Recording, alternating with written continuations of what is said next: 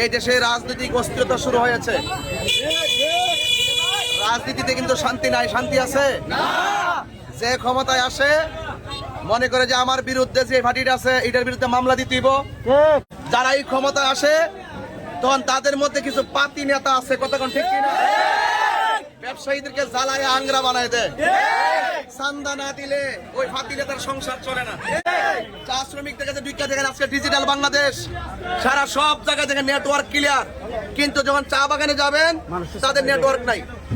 অনেক জায়গাতে নেটওয়ার্ক নাই, এইগুলা চিন্তা করার মতো কোনো মানুষও কিন্তু ভোট দেওয়ার সময় আসলে অনেকজনের আশ্বাস দেয়। চা শ্রমিকরা বারবার তাদের বিশ্বাস আশ্বাসকারীদের কাছে তারা বিশ্বাস ভঙ্গ করেছেন।